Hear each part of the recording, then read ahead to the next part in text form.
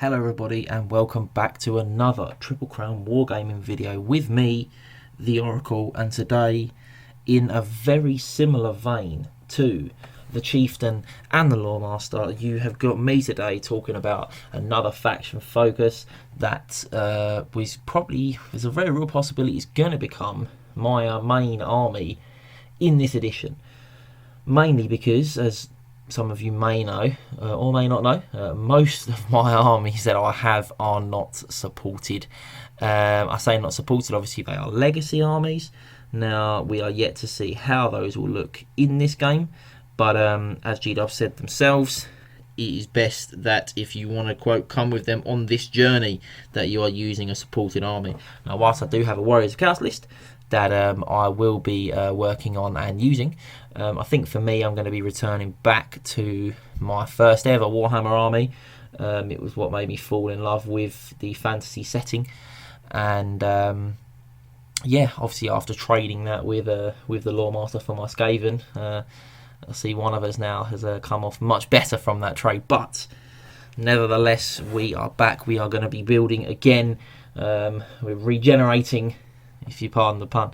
Well, it's not a pun, but you know, yeah, we're going to be bringing back the Tomb Kings for myself. I'm really looking forward to the project and getting in on it.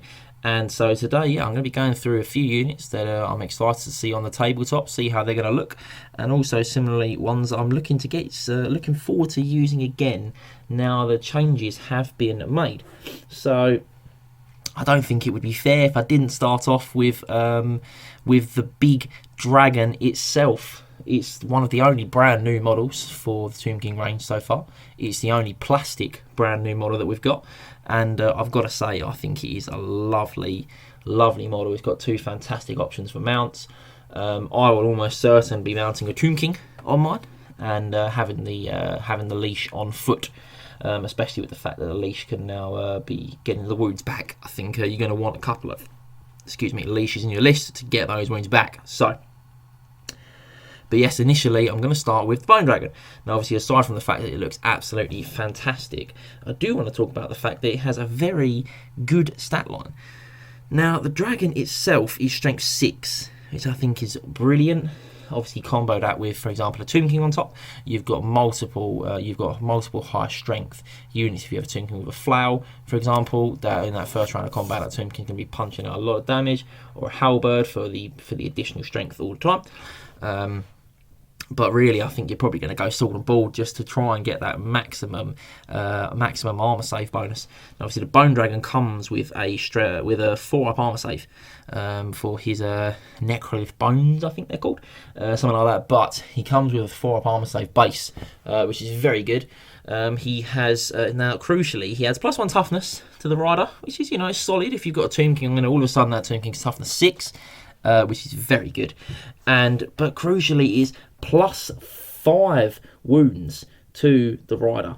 Now +5 wounds to the rider is a serious amount. I mean, that's going to be putting a Tomb King on 9 wounds, I think, which I mean is insane when you start to think about that, especially when you look at it and go that the dragon is -1 to be hit with all shooting attacks due to the cloud of dust, and his melee attacks -2 AP as well, which is very nice. Strength 6, it's 5 attacks as well. So I mean, as a unit, you're going to be pumping out a lot of attacks, a lot of AP modifier, and yeah, I mean, it's got stomp, it's fly 9, so it can march, which is really nice. It's got swift stride, so good for those charges. Multiple wounds. It's got strength 3, -2. Magical. It's got a strength 3, -2 AP breath weapon as well. So I mean, really, this model is just pumping out. It's just pumping out those multiple those reductions in armor saves. I think they're going to be terrifying to behold on the battlefield. They've got magical attacks as well, just for the fun of it. Ignore those wall saves. But yeah, so I mean, I think they're going to look fantastic, and I also think they are going to be terrifying on the battlefield. So I'm looking forward to getting mine done. I'm going to build it without wings, and so it can be a nice sacred crocodile, because I think that would look better.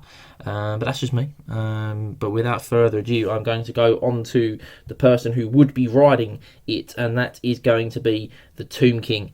Now, obviously, I think that it's good that he's going to be a very viable choice this time, because obviously he's a 1+ in quite a few lists, and especially like the Arcane Journal one, things like that. But for me, I think that he looks really good now. He's relatively a similar stat line to what he used to be.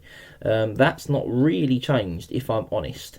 But he now has the Curse of the Necropolis instead of I think it was just called the Curse previously. Which the Curse of the Necropolis is if this model dies, a unit that attacked it suffers D3 Strength 3 hits with an AP of -dash.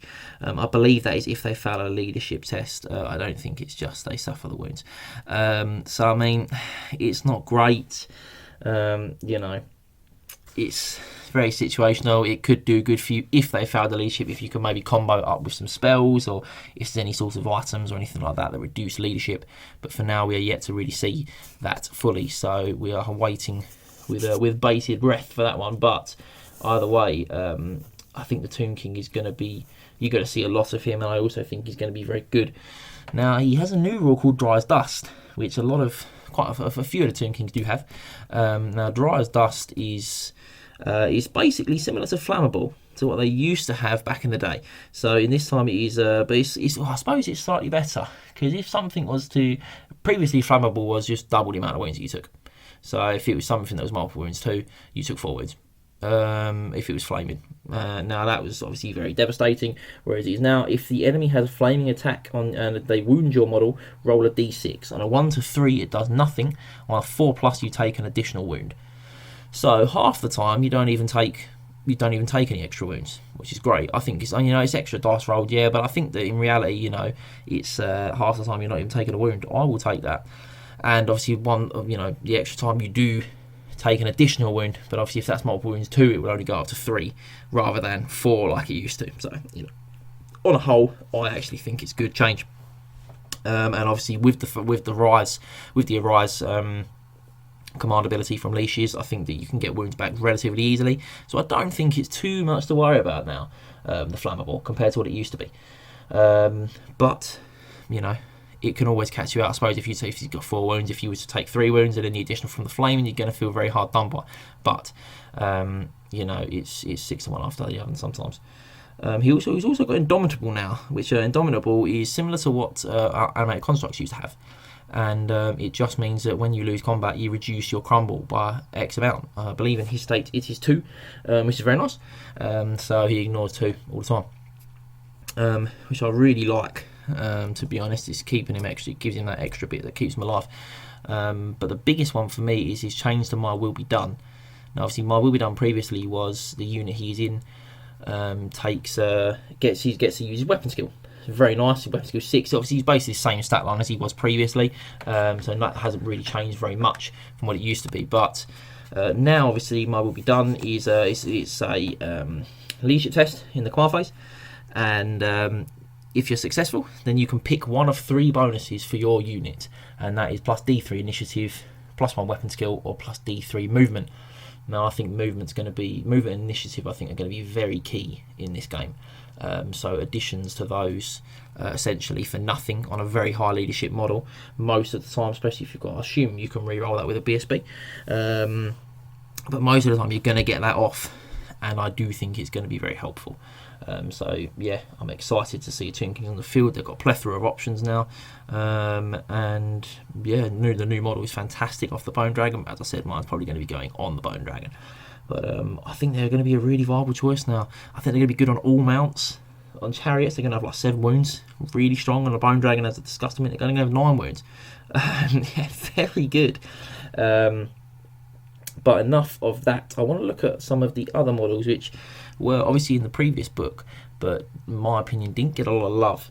And I'm quite excited to see them come back. So I'm going to start with the Ushabti, and specifically the Venerable Ushabti. Now, the Venerable Ushabti are available in the Arcane Journal in the Mortuary Cult list. Now, compared to the previous stat line of a Ushabti, these guys have got +1, well, compared to the stat line of the Ushabti in the book now and the 8th edition book, they are weapon skill 5, strength 5, toughness 4, 3 wounds, initiative 2, 3 attacks with a leadership of 8. Now, the weapon skill 5, strength 5 is very good. It's really cool to see them getting some love. Now, obviously, they have got Indomitable 1, which is really nice. They've got Magic Res. They've got Regeneration. Obviously, Regeneration is Army-wide special now. I think that's going to be really good for Tomb Kings. I'm looking forward to using that, especially with shooting. But they have got Ritual Blades. Now, their Ritual Blades are Strength +2, so they are Strength 7, AP -3. Now, I think you're going to see certainly in Mortuary Cult lists, I think you're going to see 6 of these all the time. And I could see Ushabti outside of those lists, because I actually think that they're a good choice now. I do think they're a good choice. I do think you're going to see them, especially with how you can get wounds back now. I think you're going to see them. So as I said, especially the Venerable ones, and the Venerable ones being those extra weapon skill and attacks. I think that's going to be really strong. And now they do have Strike Glass because they've got great weapons, but obviously if you can get the charge off, then they're going to be boosting that up anyway. So you could get them at 3, 4, even 5 on a big like flank or rear charge with them. So I'm excited to see those guys in action. Now, following the theme of lesser used models, we are going to step next to the Sepulchral Stalker. Now, they were obviously part of the Necropolis Knight kit, and it's quite funny because you initially had, in 8th edition, you had the two choices of the multi-part kit, which was the Necropolis Knight or the Sepulchral Stalker. Now, the Necropolis Knight was clearly the superior choice in the previous edition. And looking at the new edition, well, I say the new edition, the new game, I'm not sure that's going to be the case. I think Sepulchral Stalkers could be slightly better. I certainly think you're going to see them more. In a Mortuary Cult list, they are a 1+ choice for core. You have to have them. And I think they're just a really cool model. I think you're going to see them come back. Now, they've had some buffs to their stat line. So, the stat line itself hasn't actually changed. Excuse me. The stat line hasn't changed from what it was. What has actually changed, though, is just the general rules surrounding them. So, Sepulchral Stalkers used to... give me just a moment. So, Sepulchral Stalkers used to obviously have to have. They've still got the Transmogrifying Gaze, which is Strength 8, which is Range 8, Strength 1. Now, that was obviously it wounded against initiative, which it's only wounded at Strength 1. So a lot of the time, it didn't really come through with a lot of damage, because obviously they're Strength 1. So against certain people, it was against like really at its best, he was only ever going to wound on a 4. Now it's multiple wounds D3, which was was it? Sorry, let me say. No, so it was just no armor saves allowed from the Transmogrifying Gaze. So it was only okay. Whereas now the Transmogrifying Gaze is Strength 2. So it actually, I think, is much more competitive now. I think it's actually quite good. And the flip side being that I think you're going to put out the extra damage of that now. And they do also additionally now have a writhing tail as like an attack, which gives them an additional D3 attacks. So they're going to be pumping out more attacks now, which I think is really cool. You can ambush them if you want. You can pay for ambush, which is Entomb Beneath the Sands. It used to be called Entomb Beneath the Sands. It's now just ambush. I'll get on in a moment to what that is.